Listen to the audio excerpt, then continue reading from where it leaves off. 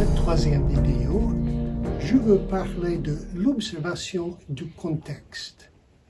Par contexte, je veux dire les passages qui précèdent et suivent un récit dans les évangiles.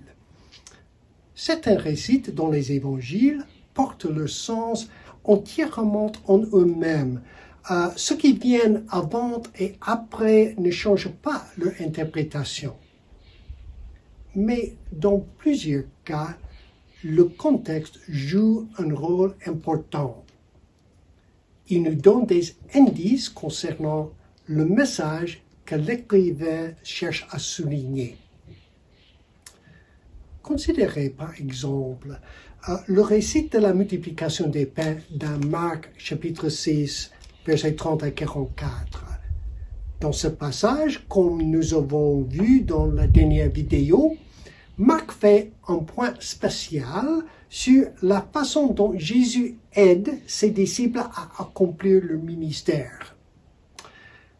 Ils sont inadéquats en eux-mêmes, mais Jésus leur donne des ressources pour servir les autres.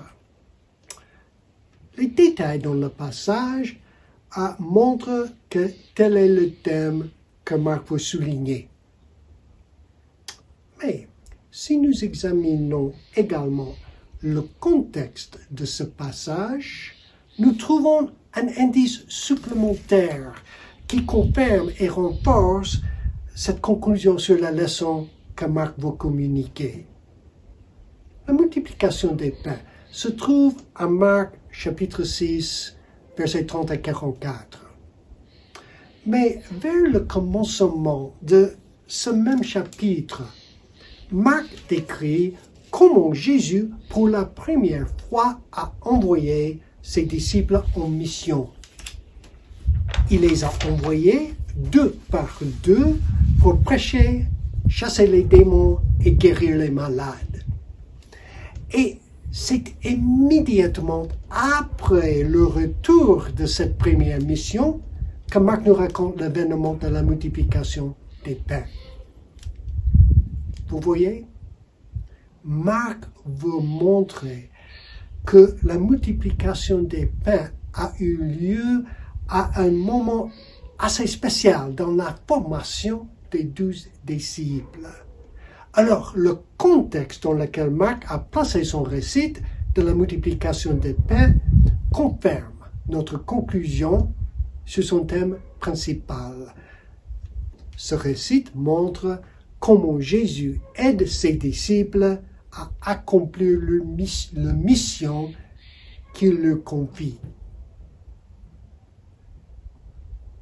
Un deuxième passage que je veux examiner est l'évangile de Marc, chapitre 10, versets 46 à 53. C'est le récit de la guérison de Bartimée, un mendiant aveugle. Arrêtez la vidéo un instant et lisez ce passage. L'évangile de Marc, chapitre 10, versets 46 à 53. Lisez le passage. À mon avis, l'accent principal de ce récit concerne le genre de foi qui reçoit le salut. Bartimée crie « Fils de David, Jésus, aie pitié de moi ». Et quand les gens le disent de se taire, il crie beaucoup plus fort. « Jésus, fils de David, aie pitié de moi ». Et parce qu'il appelle dans cette manière urgente et persistante, parce qu'il ne laisse rien l'empêcher à demander de l'aide à Jésus, Jésus répond « Va, ta foi t'a sauvé ».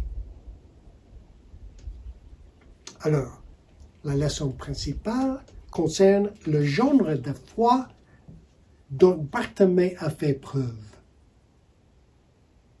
Mais il y a aussi autre chose, un thème supplémentaire que Marc veut nous montré. Pour voir ce thème supplémentaire, nous devons d'abord observer un petit détail dans le récit de Bartimée, puis nous devons réfléchir à ce détail à la lumière du contexte, surtout le contexte du récit qui le suit immédiatement, l'entrée de Jésus à Jérusalem. Le petit détail concerne le titre que Bartimée utilise lorsqu'il crie à Jésus. Bartimée appelle Jésus « fils de David ». Les gens de cette époque auraient reconnu de ce que cela signifiait.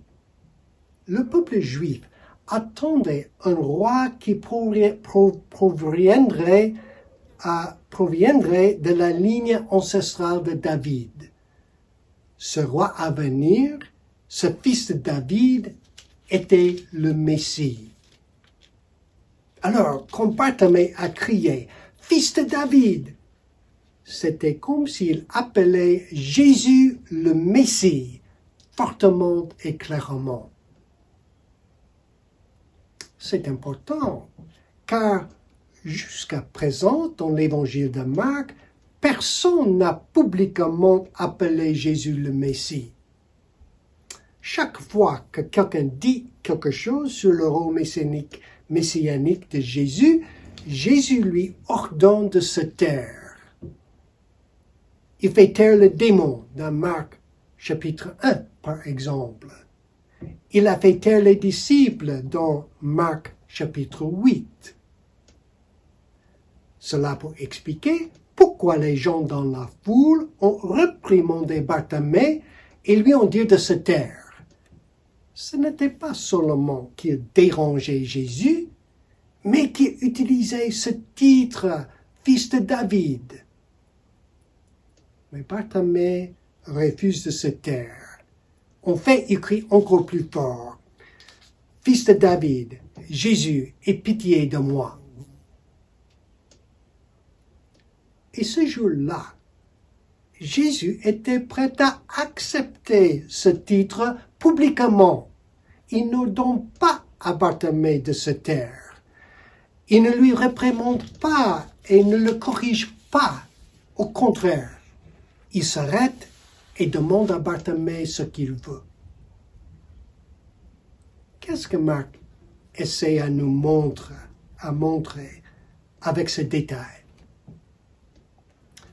Que le temps de se taire concernant l'identité de Jésus en tant que Messie était passé. Mais pourquoi ce changement? Nous voyons pourquoi lorsque nous examinons le contexte, le passage suivant.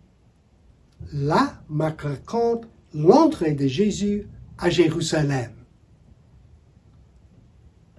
Bartimée a été guéri à Jéricho.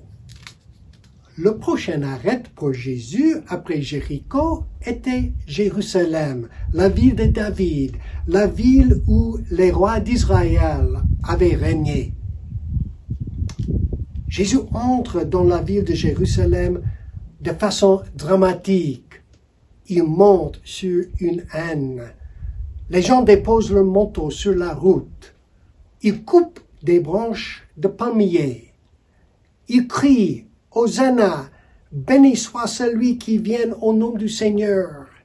Béni soit le royaume que vient, le royaume de David, notre Père. » Tout cela montre que c'était le moment pour Jésus de se révéler publiquement à Israël en tant que roi.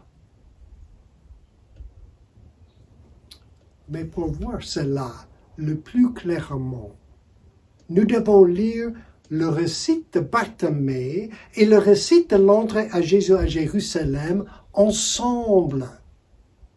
Chaque passage éclaire l'autre. Autrement dit, c'est le contexte de ces récits qui enrichit notre interprétation.